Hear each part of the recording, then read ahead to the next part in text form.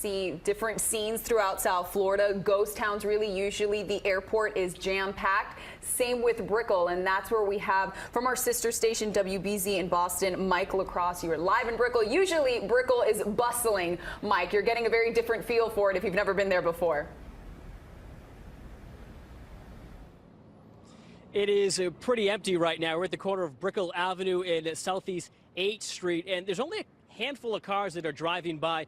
We drove around this area for about an hour before we came on the air here, and there's no restaurants open, no bars open. There's a couple of hotels where we've seen some people coming in and out of.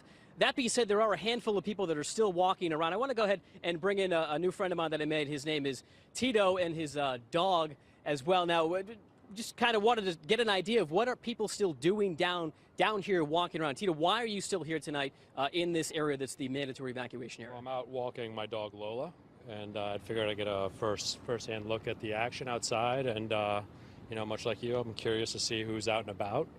And I'm surprised, you know, I'm surprised by the amount of people and cars that I am seeing.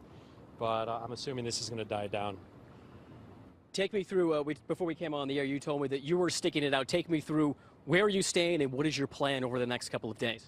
I'm staying in my apartment on the 29th floor, and you know, if things get hairy, I'll go to the stairwell and probably go down, but I'm pretty well prepared. I've got supplies to hold me over for a week.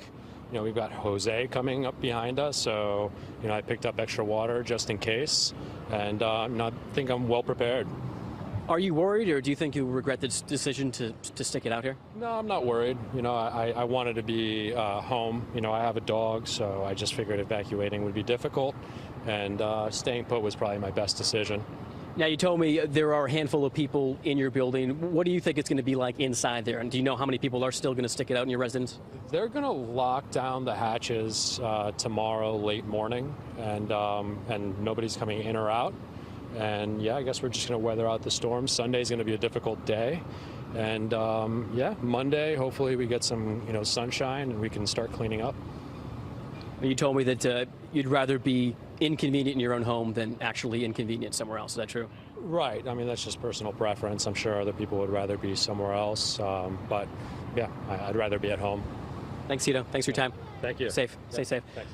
On our way over here to Brickell from Miami Beach, earlier there was virtually nobody on the roads there either. We did see some Miami police officers out checking on some of the businesses here in the area, going by doors. Actually saw a police officer kind of wave his hand over an automatic door to see if it opened or not. We also saw some of those police officers approaching homeless people as well to check in with them. But as you said, as I really don't know since I've never been down here before, but this looks like an area that will be bumping on a Friday night. That is certainly not the case, besides a handful of people that we've chatted with that are sticking it out.